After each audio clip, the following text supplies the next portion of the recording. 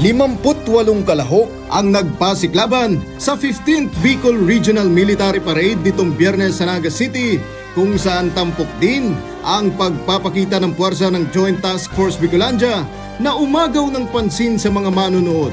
Kasama sa naturang parada ang mga tropa at kagamitan ng 9ID, Tactical Operations Group 5, NAV Forsol at ang mga reservist mula sa 5th RCDG, suot ang kanilang mga rescue gears.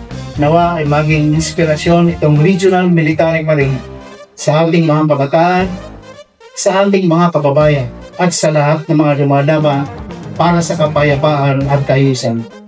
Patuloy tayong magtagumpay, magsaming pwersa at magbigay ng serbisyo sa ating bayan. Actually, na-amaze kami na nakapamangkin ko.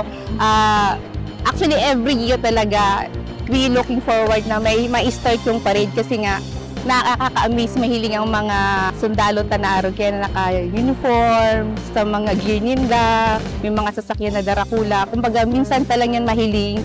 Na-amaze ako, very organized and all. Secured, we feel safe. Ingat po sana sila. Mas lalong magrandi sa indang tao, ang mga mamamayan. Nanganing, mas maugos tiga pa rin, gabos. Samantala, sa hiwalay na aktibidad, nakiisa rin ang kasundaluhan sa pagpupugay sa Inang Peñafrancia sa ginanap na Pontifical Mass sa Metropolitan Cathedral. Ang sundalong masayahin, maraming magagawa, no? At ito naman ang sundalong malapit kay Mama Mary, maraming biyayang matatanggap. Yan, so mga kasundaluhan, take it into consideration always, not just into consideration, make it alive. Make it alive. Embrace it as your weapon to become a better soldier every day, become the better version of yourself every day.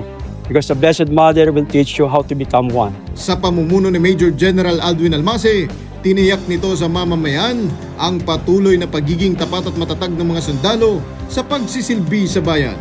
Taon-taon, katuwang ang mga sundalo sa pagbibigay ng seguridad para sa Peñafrancia Festival upang matiyak ang maayos, ligtas at mapayapang pagdiriwang ng patron ng Bicolandia. Kapayapaan para sa lahat. Giro Banania, Sphere News.